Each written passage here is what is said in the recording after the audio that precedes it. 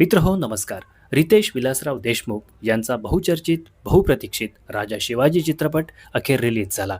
या चित्रपटाने पहिल्याच दिवशी मराठी चित्रपटसृष्टीतील अनेक वर्षांपासून अबाधित असलेले काही विक्रम मोडीत काढलेत.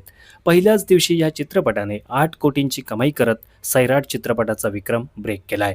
2016 साली रिलीज झालेल्या सैराट चित्रपटाने रिलीजच्या पहिल्याच दिवशी 3 कोटी 60 लाखांची कमाई करत दुनियादारी चित्रपटाशी बरोबरी साधली होती. मागील 10 वर्षांपासून सैराट आणि दुनियादारी हे ओपनिंग डेला सर्वाधिक कमाई करणारे मराठी चित्रपट म्हणून ओळखले जायचे.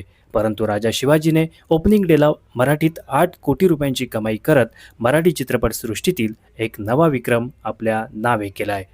राजा शिवाजी हा छत्रपती शिवरायांच्या जीवनावर आधारित मोठ्या पडद्यावरील सर्वात भव्य सिनेमा आहे. या चित्रपटात सलमान खान नेमकी कोणती भूमिका साकारणार हे शेवटपर्यंत सिक्रेट ठेवण्यात आलं होतं.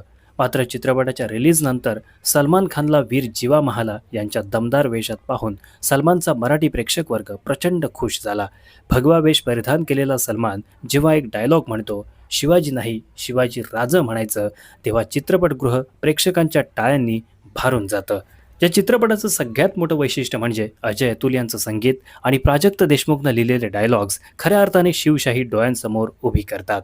अजय अतुलचं संगीत इतकं प्रभावी ठरतंय की छावा चित्रपटात सुद्धा अजय अतुलचं संगीत असतं तर चित्रपट अजून प्रभावी ठरला असता, असं चित्रपटगृहातून बाहेर पडणारा प्रत्येक प्रेक्षक म्हणतोय. या चित्रपटाची कथा स्वतः रितेश देशमुख, अजित वाडेकर आणि संदीप पाटील यांनी लिहिली आहे, तर दिग्दर्शन स्वतः रितेश देशमुख यांनी केलंय आणि शिवरायांची भूमिका सुद्धा रितेश देशमुख यांनीच साकारली आहे. या तिहेरी भूमिकेसाठी रितेश देशमुख यांचं कौतुक करावं तितकं कमी आहे. चित्रपटाची सुरुवात जिजाऊंचे वडील लखुजी जाधव यांच्या देवगिरी किल्ल्यावर दगाफटका करून झालेल्या हत्येच्या प्रसंगाने होते. पुढे शिवरायांचं बालपण, तरुणपण, शिवरायांचे बंड, रणनीती, राजनीती, महत्त्वाच्या लढाया, शहाजी राजांची कैद, बंधू संभाजींची हत्या या सगळ्या प्रसंगानंतर अफजल खानाच्या वधाने या चित्रपटाचा शेवट होतो. या चित्रपटाच्या मुख्य खलनायकाच्या म्हणजेच अफजल खानाच्या भूमिकेत संजय दत्तने आपला खलनायकी स्वॅग कायम ठेवला आहे. अफजल खानाच्या भूमिकेत संजय दत्त शोभून दिसतो. विजापूर दरबारची बेगम बडी साहेबाच्या भूमिकेला अभिनेत्री विद्या बालनने आपल्या उत्कृष्ट अभिनयाने उत्तमरित्या साकारलंय. छत्रपती शहाजीराजांच्या भूमिकेत सचिन खेडेकर उत्तम शोभून दिसत आहेत, तर थोरले बंधू संभाजींच्या भूमिकेत अभिषेक बच्चन भाव खाऊन गेलाय. अभिषेक बच्चन यांचं शिवरायांचे थोरले बंधू संभाजींच्या भूमिकेसाठी चांगलंच कौतुक होत आहे. राजमाता जिजाऊंच्या भूमिकेला न्याय देण्यात अभिनेत्री भाग्यश्री पटवर्धन कमी पडल्यात असंच म्हणावं लागेल. महाराणी सईबाईंच्या भूमिकेत जेनेलिया वहिनी शोभून तर दिसतात, पण डायलॉग कॅरी करण्यात त्या कमी पडल्याचं स्पष्टपणे जाणवतं.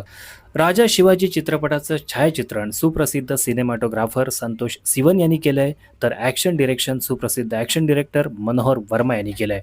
त्यामुळे युद्धाचे प्रसंग उत्तमरित्या चित्रित केले गेलेत. शिवरायांच्या महाराष्ट्रात एका मराठी माणसाने राजा हरिश्चंद्रावर चित्रपट बनवून भारतीय चित्रपटसृष्टीचा पाया घातला. परंतु शिवरायांच्या जीवनावर रितेश देशमुखच्या राजा शिवाजीसारखा भव्य सिनेमा आजवर बनला नव्हता.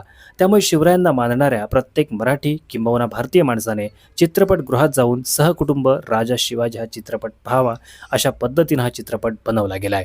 राजा शिवाजी सैराट चित्रपटाचा 100 कोटींचा विक्रम परास्त करून मराठीतील सर्वाधिक कमाई करणारा चित्रपट नक्कीच बनेल, यात कोणतीच शंका नाही.